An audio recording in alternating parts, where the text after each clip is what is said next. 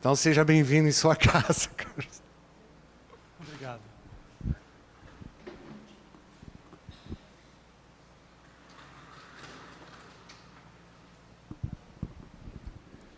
Boa noite a todos. Bom início de semana, né? E mais uma vez a gente traz ao conhecimento de todos, né, a Baia, mais um dia de estudos voltado ao Evangelho. O tema que a gente trouxe hoje foi Jesus, o caminho, a verdade e a vida. Aliás, tem até um livro, Psicografia de Chico Xavier, e ditado pelo Espírito de Emmanuel, que tem esse título: Caminho, Verdade e Vida. Muitos teólogos se perguntam, indagam, por que a mensagem de Jesus, mesmo depois de 2000 anos do seu advento aqui no planeta Terra, essa mensagem ainda ecoa muito forte entre as pessoas. Eles falam, qual seria o sucesso, o segredo, né, do sucesso dessas palavras de Jesus? Isso aí é esse teólogo Paul Johnson, que ele considera que essa façanha, vamos dizer assim, seria porque em todas as sociedades, grandes massas de pessoas, elas são atraídas pelos mansos, são atraídas não pelos vencedores, mas pelos sofredores. E esse era um atributo de Jesus.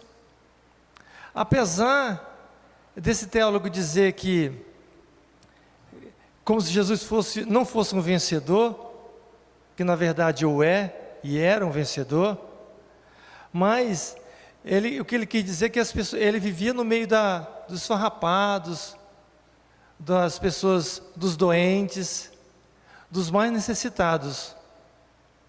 Como ele bem disse, eu vim para os que sofrem, para os que precisam de remédio. Eu não vim para os sãos, ou para aqueles que se julgam sãos, saudáveis. Então, Jesus, ele emplacou com a mensagem, a Boa Nova, porque ele falava que todo poder, ele falava que todo dinheiro, tudo era passageiro. Essas coisas, o que era de material, voltava ao pó. O que era de essência, voltava a Deus. Então essa era o X da questão da palavra dele. E ele pegava em cheio as pessoas que sofriam. Porque os poderosos, eles maltratavam muito os que estavam lá embaixo. Até hoje é assim. As pessoas menos providas de recursos sofrem, vamos dizer assim, materialmente muito mais que os outros. E os outros usurpam os que estão lá embaixo. Então, quando essas pessoas que estão lá embaixo encontram a palavra de Jesus, ela marca realmente os seus corações e perpetua. Esse foi o grande segredo da mensagem. Joana de Ângeles, na psicografia de Valdo Pereira Franco, ela fala de um homem chamado O Conquistador Incomum. Ela diz assim, diferindo de todos os conquistadores, ele preferia os pobres, os abandonados, os enfermos, os desiludidos, os simples e puros de coração, os sofredores, os perseguidos, para com ele formar uma sociedade diferente e especial.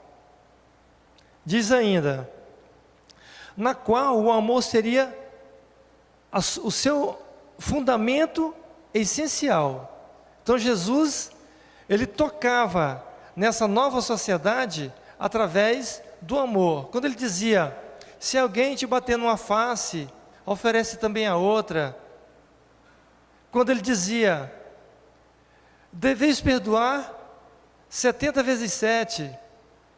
Quando ele demonstrou para um estudioso da lei quem era o próximo dele, naquela passagem do bom samaritano. Então, na verdade, ele foi levando o amor a tocar o coração das pessoas. Então, e a fraternidade se faria os braços de socorro distendidos, a todos amparando. Ele jamais desprezou os ricos e poderosos. Aliás, vocês vão ver aqui, tem umas passagens, o moço rico procurando Jesus, e Jesus convidou ele: vem comigo. Vocês vão ver a passagem na íntegra. Então ele, porque Jesus ainda emenda, é muito difícil agradar a Deus, e lá na Bíblia chama de mamon, que é a figura do dinheiro. Por quê? Porque ou o indivíduo tem dinheiro e esquece das coisas divinas, ou ele está do outro lado seguindo Jesus. Então é muito difícil, como ele mesmo apregoou, um homem rico entrar nos reinos dos céus. Depois nós vamos bater mais nessa passagem. Então, sem desprezar os ricos e poderosos, demonstrou-lhe a grande vacuidade das glórias terrenas e os convidou ao despertamento, não lhes concedendo as honras que atribuíam merecer, continuando incorruptível, inconquistado, mesmo quando na cruz parecia vencido. Jesus, como diz Joana de Ângeles, é o conquistador especial, despido de armas, sem artifícios, suave e forte, único de quem se tem notícia de que mudou o rumo de todos os tempos. Isso aí está lá no livro Fonte de Luz. Veja, como que uma pessoa, ele pode ser um marco da humanidade. A gente poderia dividir os tempos terrenos em antes e depois de Cristo. Sem arma alguma, ele conseguiu implantar realmente, não digo no coração ainda, mas eu digo pelo menos na consciência das pessoas, o seu postulado, o seu evangelho. Isso aí está marcado. Embora muitos de nós ainda tenhamos dificuldades em colocar esses ensinamentos na prática, no dia a dia. Nós temos muitas dificuldades. Pode ver, nós vamos falar do perdão aqui daqui a pouco. Já vão pensando, quem tem algum inimigo, e quantas vezes já foi falado do perdão aqui, e a gente tem dificuldade de perdoar. Dificuldade de criar aquele vínculo de empatia e amizade novamente. A gente muitas vezes diz assim, eu te perdoo, mas não quero mais amizade com você. Então, não está perdoado.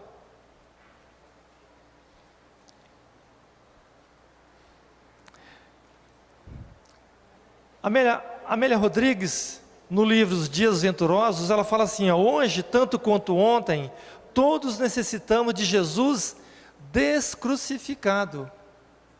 Porque também a gente só lembra de Jesus, vai começar agora, a Semana Santa, as coisas aí, fazemos um monte de coisa, e a gente lembra dele dessa época, exatamente no seu suplício. Quando é do Natal, a gente esquece, que é o nascimento. A gente esquece, porque a gente cria animosidade com nossos parentes que faz tempo que não vê, a gente é dotado da gula, da bebida, e esquece o aniversariante. Então a gente só lembra de Jesus crucificado. A gente não lembra dele, da pessoa, que aquele momento foi, vamos dizer assim, perante o tempo divino, perante a eternidade. Aqueles momentos da Via Crucis, foi um momento muito pequeno, um momento super passageiro. E Jesus reina até hoje, e sempre reinará. Então, do homem incomparável, que arrostou todas as consequências pela coragem de amar, a ponto de dar sua própria vida, para que todos nós tivéssemos vida, e vida em abundância, como ele disse, eu vim para que vós tivesse vida em abundância. A abundância que ele fala aqui não é viver muito anos terrestres, não é isso. O que ele fala aqui é viver bem, é já criar, embora nós estejamos num planeta de provas e expiação, nós criamos aqui já no seio da terra o princípio da felicidade verdadeira, o princípio do bem-estar, que esse se resume na passagem de Jesus, que é amar o próximo e a Deus. E vocês vão ver, eu selecionei várias passagens de Jesus, por que ele realmente foi e é o caminho, a verdade e a vida. Então eu peguei o filme inteiro de Jesus, fui cortando as partes interessantes, que fala de algumas passagens, coloquei aqui, e nós vamos assistir e comentar as passagens.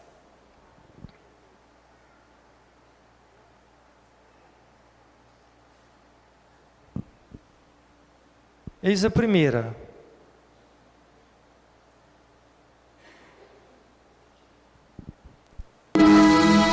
A herdade de um homem rico tinha produzido com abundância. E ele arrazoava consigo mesmo, dizendo: o que farei?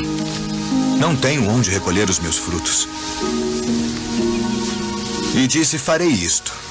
Derrubarei os meus celeiros e edificarei outros maiores. E ali recolherei todas as minhas novidades e os meus bens. E direi à minha alma: alma, tens em depósito muitos bens para muitos anos. Descansa. Come. Bebe e folga. Mas Deus lhe disse: louco, esta noite te pedirão a tua alma. E o que tens preparado, para quem será? Assim é aquele que para si ajunta tesouros e não é rico para com Deus. Portanto vos digo, não estejais apreensivos pela vossa vida sobre o que comereis, nem pelo corpo sobre o que vestireis. Mais é a vida do que o sustento, e o corpo mais do que as vestes. Considerai os corvos, que nem semeiam, nem cegam, nem têm despensa, nem celeiro, e Deus os alimenta. Quanto mais valeis vós do que as aves.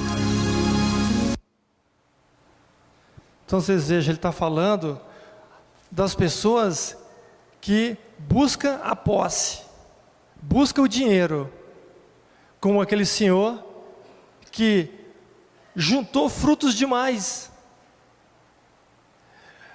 derrubou o celeiro dele que era pequeno, construiu um gigantesco e disse: agora alma, descansa, regozija-te, porque você tem para você para muito tempo. E Deus fala para ele: ó homem tolo, ainda esta noite a tua alma será ceifada. Ou seja, naquele dia ele ia morrer. E o que juntastes, para que serve? Para que serviu? Aí ele dá o exemplo do corvo. O corvo não tem nada, ele não tem armário, ele não guarda comida, mas no outro dia ele sai de manhã e Deus o provê. Então nós teríamos que ser como o pássaro. E essa passagem aqui ela é grande, eu que cortei, mas ela é muito grande. Então nós temos que parar de correr atrás das coisas. Muitas vezes a gente perde nossa saúde buscando dinheiro, buscando a posse, buscando o poder. E depois nós gastamos o dinheiro para tentar recuperar a saúde. Aí é tarde, não tem jeito. Nós, quando vê um poderoso, o deputado, lotado de dinheiro, aquelas coisas tudo, a gente fala assim, nossa, como eu queria esse dinheiro para mim. A gente, muitas vezes, quer esfolar a pessoa. Mas se nós estivéssemos no lugar dessa pessoa, o que é que nós faríamos? Então, cada um se interroga. Então, nós não podemos julgar e tão pouco condenar o outro, porque é só uma questão de posição. Como eu sempre coloco aqui, eu morei numa cidade pequena, Auriflama, e um dia de madrugada, umas 3, 4 horas da manhã, os ladrões entraram lá, os assaltantes, e assaltaram os 2 bancos que tinha lá, pertinho um do outro. E na fuga, na caminhonete, saiu voando aquele montão de cédula pela cidade, como se fosse papel de santim, voando. As pessoas simplesmente juntando as notas, no bolso indo para casa. Eu perguntaria, qual que é a diferença nossa para ele? Só o explosivo. A diferença nossa para o ladrão foi o explosivo só. Eles levaram o dinheiro e nós também levamos. Ah, mas eu não explodi o banco. Não interessa, aquele lá não é teu. Não é teu. Então, gente, é só uma questão de posição. Outra passagem. Vamos!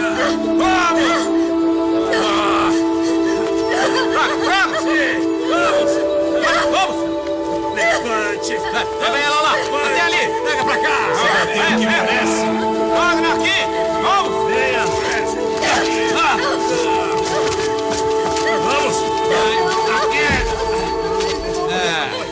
Mestre, esta mulher foi apanhada no próprio ato, adulterando. E na lei nos mandou Moisés que as tais sejam apedrejadas. Tu, pois, que dizes?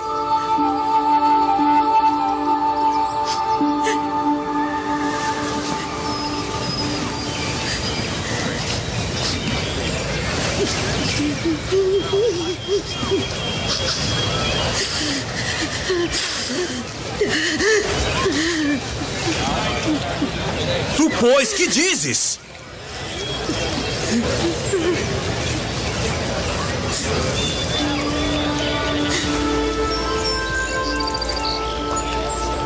Aquele que de entre vós está sem pecado, seja o primeiro que atire pedra contra ela.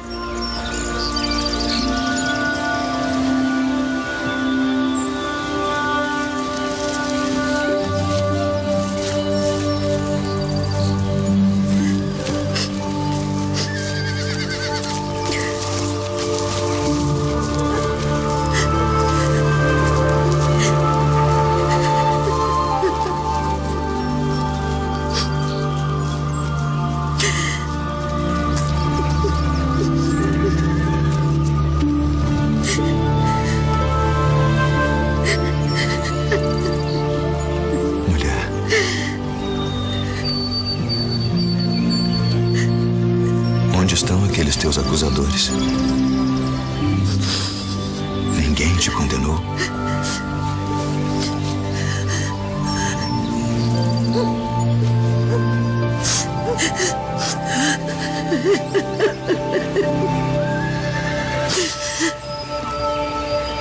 Ninguém, Senhor.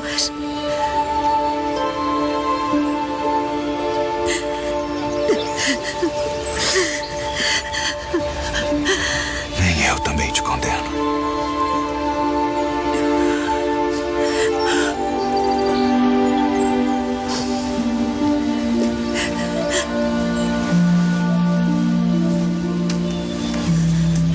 Vai-te. E não peques mais. Nunca até a época de Jesus, a mulher foi tratada desse jeito. Nunca. A mulher, quem primeiro instituiu os direitos das mulheres, foi o Mestre Jesus. Eu perguntaria, ela foi considerada uma adúltera. Mas cadê o adúltero? Que nada lhe aconteceu. A lei que aquelas pessoas que queriam apedrejar, tinha, até então, era a lei mosaica, que dizia mesmo, que aquela que for pego em adultério, ela deveria ser apedrejada até a morte. Nessa hora, Jesus foi colocado em xeque. Os estudiosos da lei e os seguidores dele. Se ele fosse contra a lei mosaica, está vendo? É um impostor, é um apolítico, ele veio para destruir as leis. Então, Jesus não tinha durado até 33 anos. Com certeza teria morrido antes. E se ele fosse a favor da lei mosaica naquela hora, tudo que ele havia falado para os seus seguidores ia por água abaixo. Então o que ele fez? Psicólogo por natureza, e amor que realmente ele tinha e tem por todos nós, ele faz a pessoa adentrar dentro da sua própria consciência e diz: aquele que tiver sem pecado, atire a primeira pedra. No livro Boa Nova, Humberto de Campos fala que na hora que Jesus ele baixa e fica escrevendo no chão, as pessoas vão soltando as pedras, os velhos primeiros, porque estava mais lotado de pecado, ele ia adentrando no campo mental de cada pessoa, daqueles que iam soltando as pedras, e vendo e revendo o pecado de cada um. E lá no livro narra, largou um assassino, um adúltero, um ladrão. Aí ele ia narrando na consciência dele quem eram aquelas pessoas que querem apedrejar. Eu trago essa problemática para nós, porque muitas vezes, e é o que acontece no nosso dia, a gente vê o argueiro no olho do outro, mas a gente é incapaz de ver a trave no nosso olho. Ou seja, a gente é craque para ver o defeito dos outros e apontá-los, mas nós temos muita dificuldade de ver o nosso e, acima de tudo, de trabalhar o nosso problema. Então, por isso que eu volto a falar, ele realmente, quando você começa a estudar as partes específicas de Jesus, os meandros, e não a passagem, mas nossa, que filme lindo, não nesse aspecto. Estudar, ver o que significa cada passaginha daquela, você percebe realmente que ele é o caminho, que ele é a verdade mesmo, e que nos trouxe a possibilidade de nós termos vida em abundância.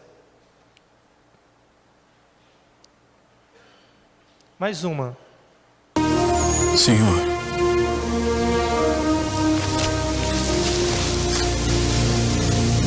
até quantas vezes pecará meu irmão contra mim e eu lhe perdoarei?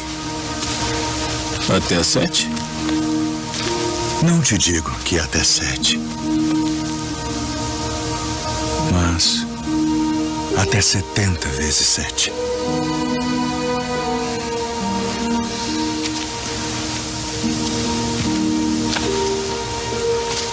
Por isso, o reino dos céus pode comparar-se a um certo rei que quis fazer contas com os seus servos.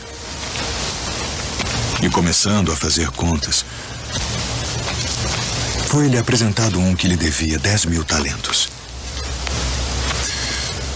E não tendo ele com que pagar, o seu senhor mandou que ele e sua mulher e seus filhos fossem vendidos, com tudo quanto tinha, para que a dívida se lhe pagasse. Então aquele servo, prostrando-se, o reverenciava, dizendo: Senhor, seja generoso para comigo e tudo te pagarei. Então o senhor daquele servo, movido de íntima compaixão, soltou e perdoou-lhe a dívida. Saindo, porém, aquele servo encontrou um dos seus conservos, que lhe devia 100 dinheiros. E lançando mão dele, sufocava-o, dizendo: paga-me o que me deves. Então seu companheiro, prostrando-se a seus pés, rogava-lhe, dizendo: seja generoso para comigo e tudo te pagarei. Ele, porém, não quis. Antes foi encerrá-lo na prisão, até que pagasse a dívida. Vendo, pois, os seus conservos o que acontecia, contristaram-se muito e foram declarar ao seu senhor tudo o que se passara.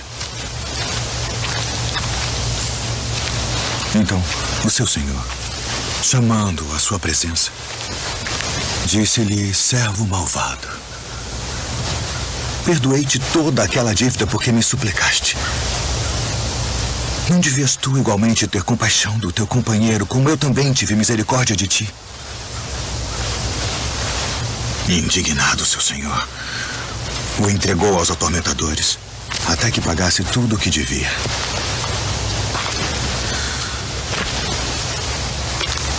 Assim vos fará também meu Pai Celestial,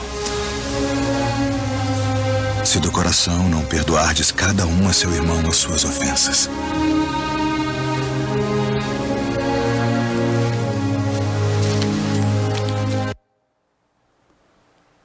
Jesus fez uma analogia. Tinha um servo que devia para o seu patrão, e o patrão foi cobrar. Ele: Senhor, não temos como pagar, então vou vender teus filhos, vou vender tua esposa, e você vai me pagar. Senhor, tem clemência de mim. O Senhor perdoou ele. Então você está perdoado das tuas dívidas. Ele foi embora. Chegando lá fora, ele encontrou um corcevo, ou seja, um servo dele. Aí lembrou que ele devia a ele. Falou assim: você tem que me pagar. Mas eu não tenho como te pagar, então vou te meter na prisão até você me pagar. As pessoas que estavam ali vendo, foram lá dentro correndo falar para o patrão dele. Falou assim: aquele homem que você acabou de perdoar ali das dívidas, acabou de trancar um outro lá, porque o outro não quis pagar. Traz ele aqui. Chamou. Eu não te perdoei? Por que você não perdoou o outro também? Ou seja, passar o bem para frente. Então agora eu vou te colocar na prisão também. E prendeu ele. Fez uma analogia com Deus. Porque Deus age assim com a gente. Muitas vezes nós queremos perdão. Nós queremos a complacência do outro. Inclusive, a gente fala isso no Pai Nosso: Senhor, perdoa as nossas ofensas, assim como nós perdoamos a quem nos ofende. Mas nós perdoamos mesmo? Mas nós queremos o perdão, mas nós temos dificuldade de perdoar. Então aquele que não perdoa seu inimigo será colocado na prisão, e de lá não sairá, enquanto não pagar o último ceitil. Essa é a continuação do trecho. Então, seja o que for que o outro faça a você, perdoe. Perdoe. Quem vai sair da prisão é você. Porque aquele que sente mágoa, que odeia alguém, ele está numa prisão. E essa prisão, ela mexe com os sentimentos da gente. Ela tira energias vitais e transforma aquilo em doenças, principalmente os cânceres. Então fiquemos atentos. Se livra da prisão. Ah, mas ele fez isso. Não condiciona. Seja o que ele fez. Não condiciona. Ah, não condiciona. Perdoa, esquece. Segue avante.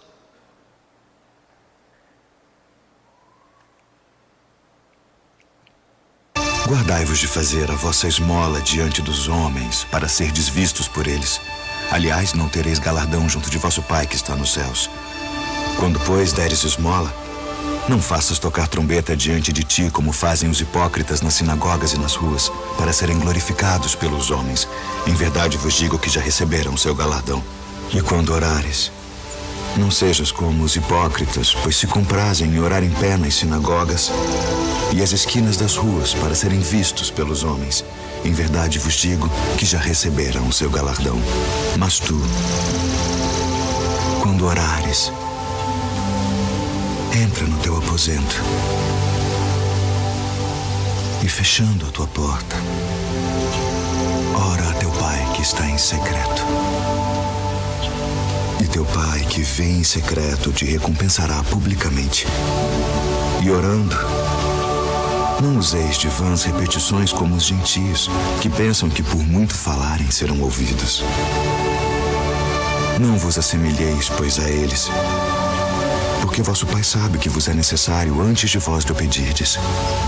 Portanto, vós orareis assim: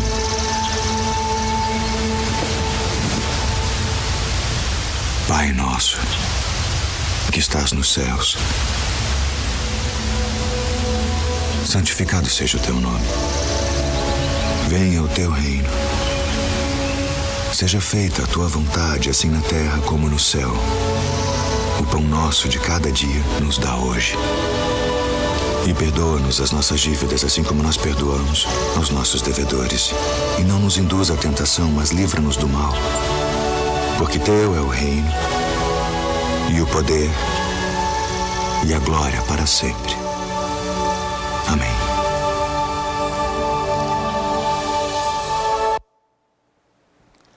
Jesus está falando de dois tópicos sumamente importantes.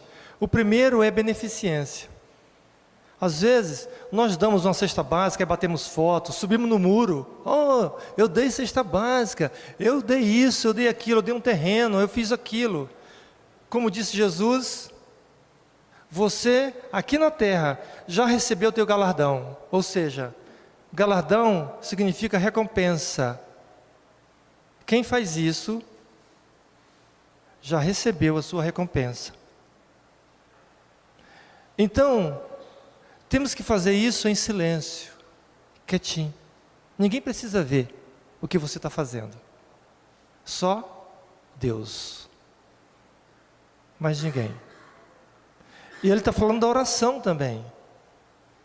Porque muitas vezes nós vamos para as esquinas, subimos no templo e fazendo aquela oração, até gritando muitas vezes. E muitas vezes também isso não tem valor nenhum mais. Então, ele aconselha, quando for fazer a oração, que é um contato teu com Deus, te reclusa. Entre em sintonia com o Pai e pede, suplica, agradece, o que for necessário.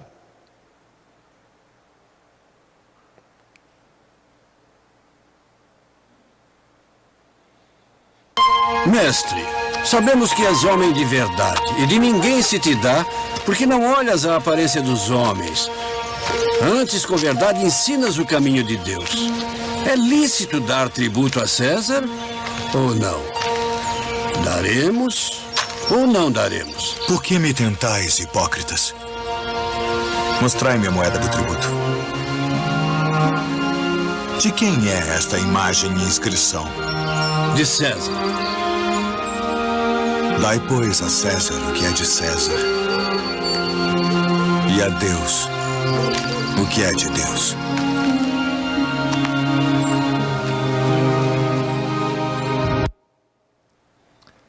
Mais uma vez, os fariseus testam Jesus. Isso é um teste. Isso é uma armadilha, na verdade. É uma armadilha. Porque esses impostos que eram cobrados pelos romanos, na verdade, só quem pagava eram os pobres. Então, se vocês observarem aqui no vídeo, de um lado, estavam os pobres reclamando do imposto. Do outro lado, estavam os fariseus. E quando Jesus chega, o fariseu, vou pegar ele agora. É lícito pagar imposto, pagar tributo a Roma, a César? E ele fica até um pouco austero. Por que me testais, seus hipócritas? Dai-me uma moeda. Eles dão uma moeda para ele. O que está cravejado aqui na moeda? A moeda estava cravejada a face de César. E o fariseu responde: é César. Então, dai a César o que é de César, e a Deus o que é de Deus. Simples assim. Voltando àquela história de correr atrás das posses. Nós somos obcecados por posses. Como fosse nos faltar as coisas. E não é verdade. Deus provê a tudo e a todos. Qualquer coisa está provida. Lembra da oração? Lá no Evangelho está escrito assim, batei e a porta vos abrir-se-á. Pedi e obtereis. Está lá escrito no Evangelho. Quem falou foi Jesus. Então, eu tenho que pedir. Mas eu tenho que saber o que pedir.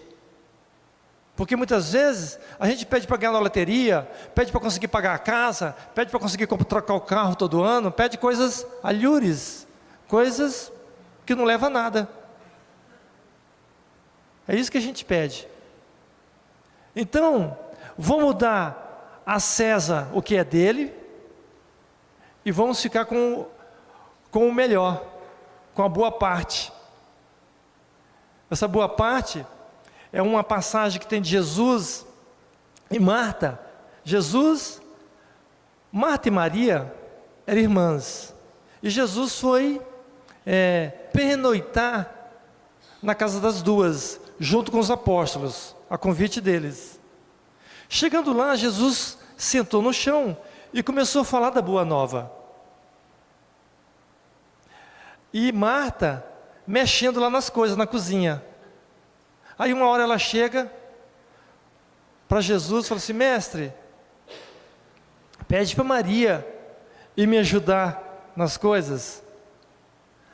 Aí Jesus vira para ela e fala assim: Marta, Maria escolheu a boa parte. Qual que é a boa parte? Eu perguntaria: que outra vez Jesus pernoitaria na casa das duas? Deixa a janta para lá, deixa as coisas para lá. Vai escutar o que o mestre tem a dizer. Foi isso que ele quis dizer, assim, escolhe as coisas de Deus. Esse momento é um momento ímpar, é um momento único, é um momento muito importante. Como dissesse assim para ela: Marta, fica aqui também. Maria escolheu a boa parte. Então, gente, o que é de César é dele. Não adianta a gente reclamar e resmungar. Agora, tem as coisas que a gente pode escolher, essas a traça não leva e a ferrugem não come, que são as coisas celestiais. É o estudo, a aplicação desse estudo na prática, no dia a dia.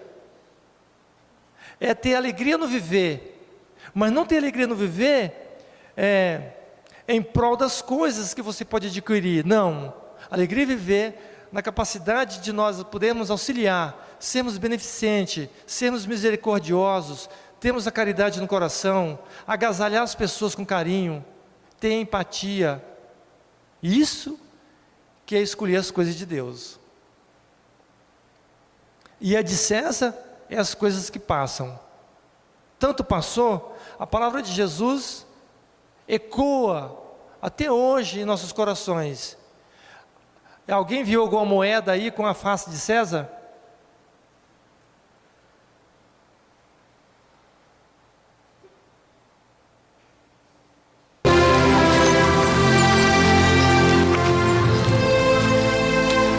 Bom, mestre,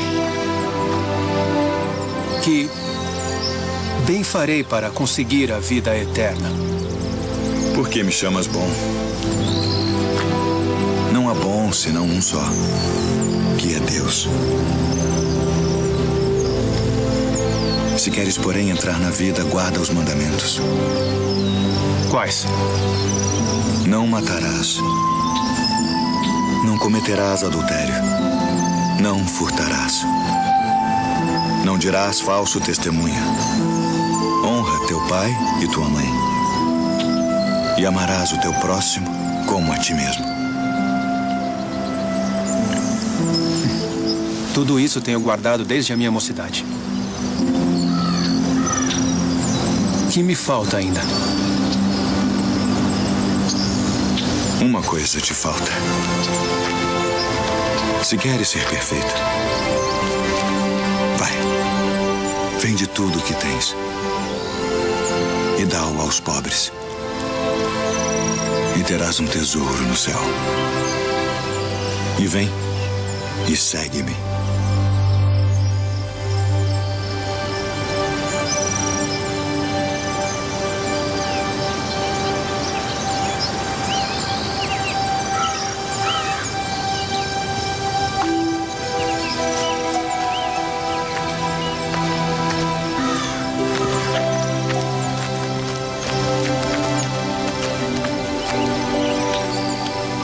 Em verdade vos digo que é mais fácil passar um camelo pelo fundo de uma agulha do que entrar um rico no reino de Deus. É mais fácil um camelo passar no buraco de uma agulha do que um rico entrar nos reinos dos céus. Mais uma vez, Jesus falando da riqueza, do poder, do dinheiro. Ele não falou que era impossível. E não é realmente.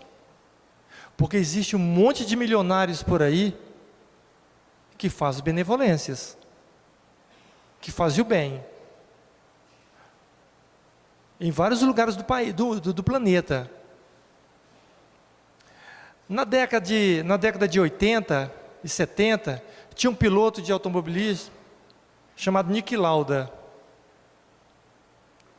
Niki Lauda sofreu um acidente com o próprio carro durante uma corrida e se queimou, ficou quase muito deformado.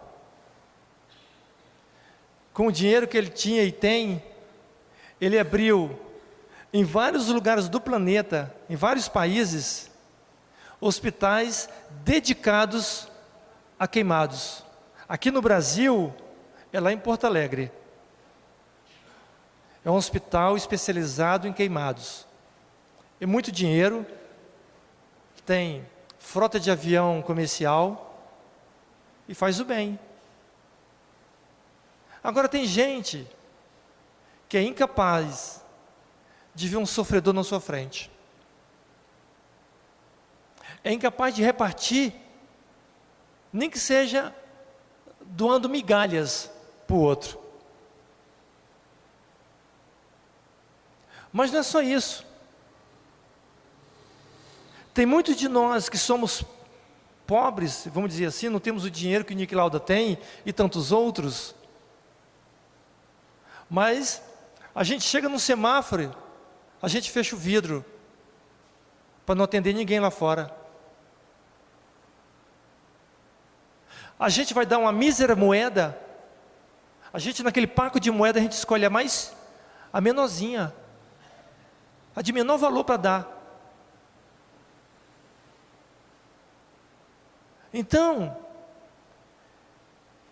nós ainda reinando dentro de nós algo de poderoso, a gente se acha poderoso dando uma moeda para alguém. Então, é o rico soberbo, o pobre também soberbo. O rico que não doa, o pobre também que não doa. Então não vamos achar dessa riqueza só a riqueza das posses. Não, porque tem muitas pessoas também que não tem nada. E às vezes tem um pouquinho e não doa nem um pouquinho, nada. E se ele um dia tivesse dinheiro, ou tivesse poder, ele levaria esse jeito dele, essa atitude dele, para as posses também. Ou seja, não faria nada como pobre, nada como rico. Por isso que Jesus falou que é muito difícil um rico entrar nos reinos dos céus, mas por causa da soberba que ele fica.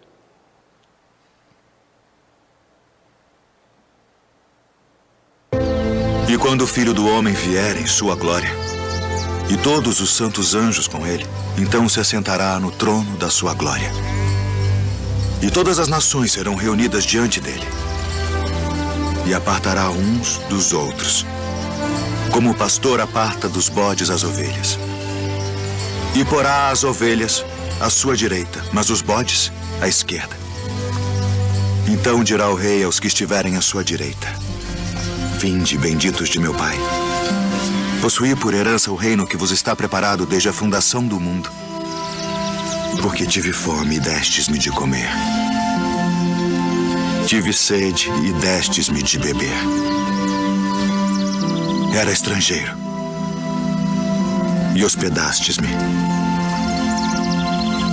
Estava nu e vestistes-me. Adoeci e visitastes-me. Estive na prisão e fostes me ver. Então os justos lhe responderão dizendo: Senhor, quando te vimos com fome e te demos de comer? Ou com sede e te demos de beber? E quando te vimos estrangeiro e te hospedamos, ou nu e te vestimos? E quando te vimos enfermo ou na prisão e fomos ver-te? E respondendo o rei, lhes dirá: em verdade vos digo, que quando o fizestes a um destes meus pequeninos irmãos, a mim o fizestes.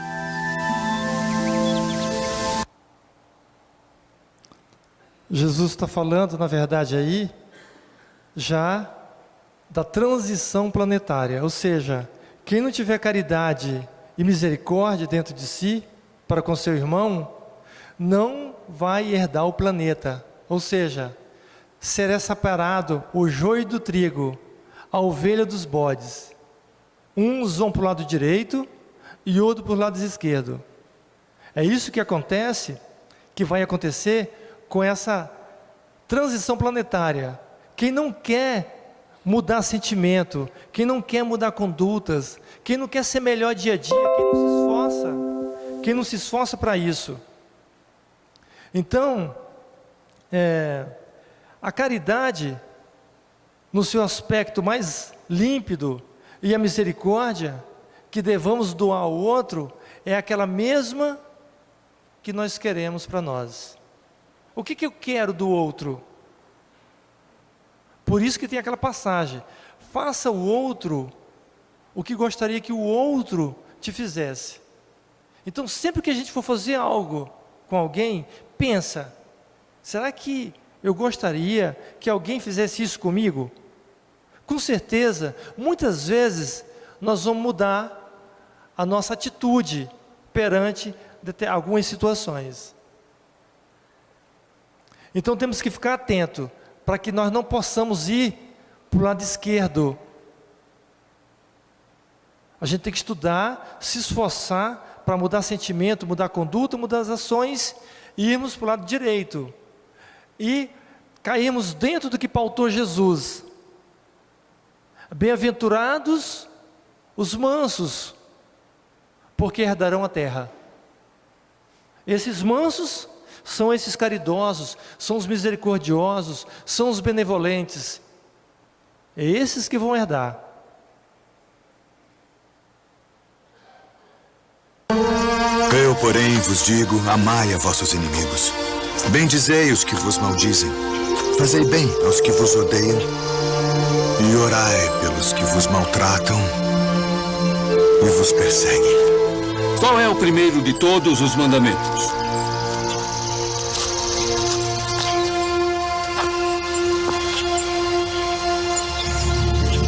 Ouve, Israel. O Senhor nosso Deus é o único Senhor. Amarás, pois, ao Senhor teu Deus de todo o teu coração e de toda a tua alma e de todo o teu entendimento e de todas as tuas forças. Este é o primeiro e grande mandamento. E o segundo, semelhante a este, é: amarás o teu próximo como a ti mesmo.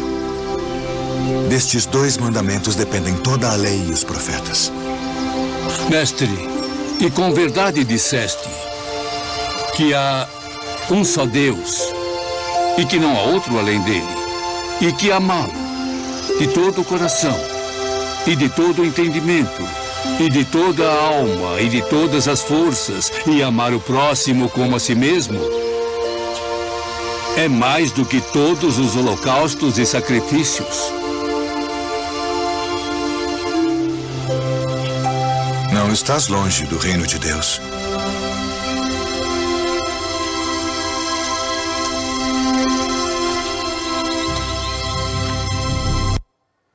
Viu a colocação?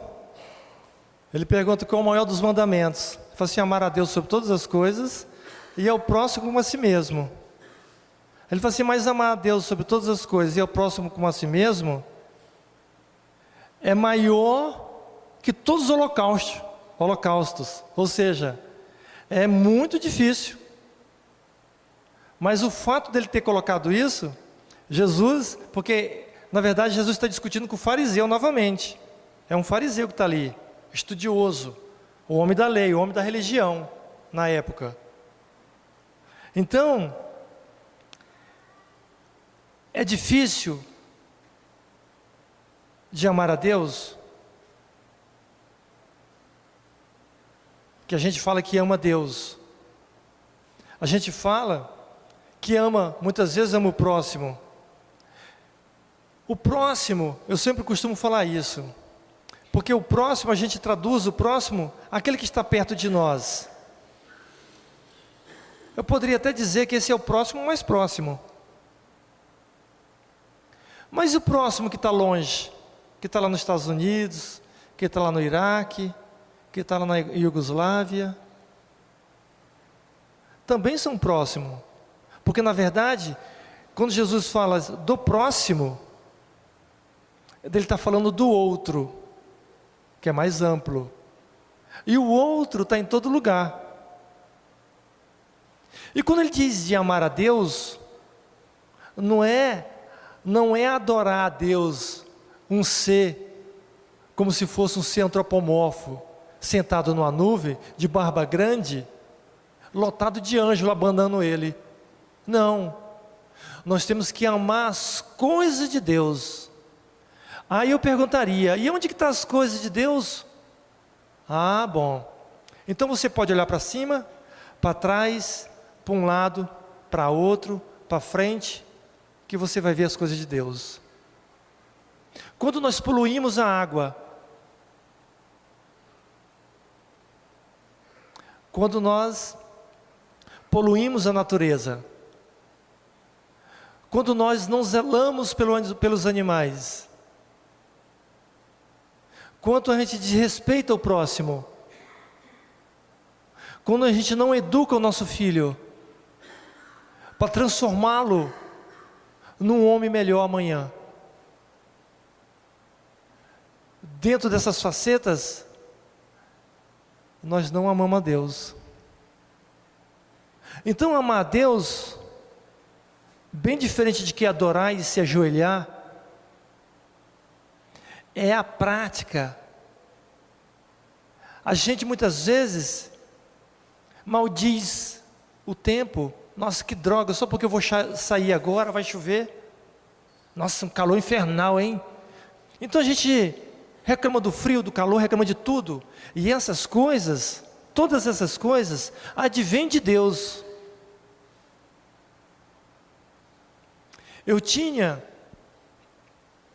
Quando eu morava em Marília, eu tinha uma dentista, ela chamava Rosângela. Eu vou falar o nome porque vocês não conhecem. E toda vez que eu chegava lá, ela reclamava. Toda vez. Das coisas, de chuva, de calor, de tudo ela reclamava. E ela era evangélica. Eu falei assim, Rosângela, tu já parou para pensar que você, falando que não gosta da chuva, que está calor, que isso e aquilo, outro, você não gosta de Deus. Aí ela abriu o olho assim, arregalou, falou assim, mas por quê? Porque eu perguntaria a você, quem criou a chuva? E o calor? E o frio? E tudo? Foi Deus. Então, se você reclamar disso, você está reclamando de Deus. Então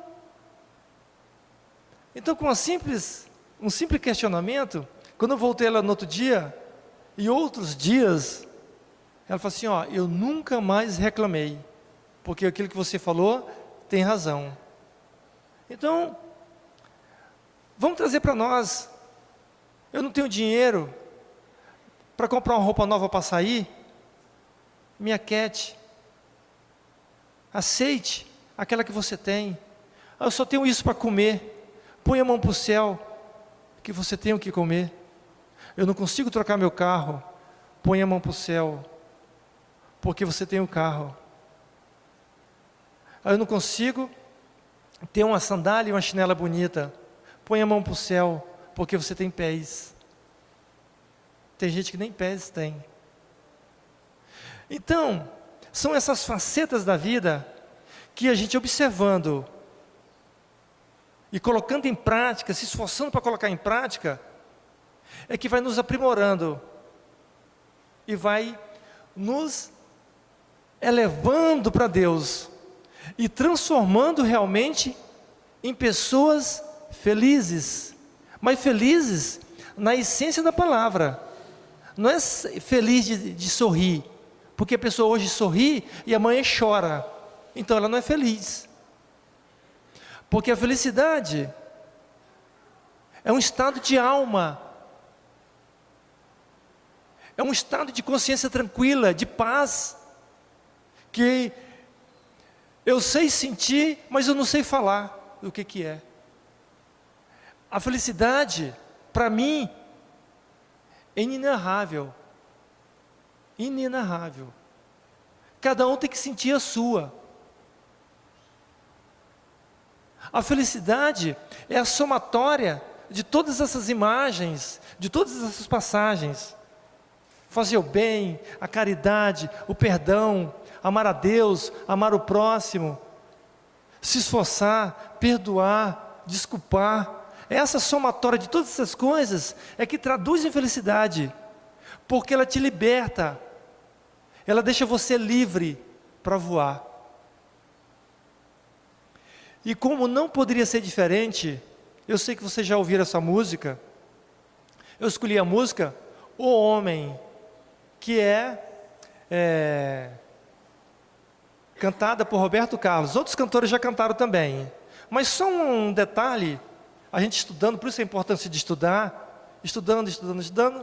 Essa música, ela foi composta em 1973. Roberto Carlos falou no programa do Flávio Cavalcante que um dia o Chico Xavier o convidou para ir lá em Uberaba, e ele foi. Chegando lá, tinha essa música, O Homem. Fala assim, Emmanuel ditou essa música e pediu para você gravar. Pode colocar o nome do autor dessa música sendo você mesmo, não tem problema. Mais ou menos assim, nos textos.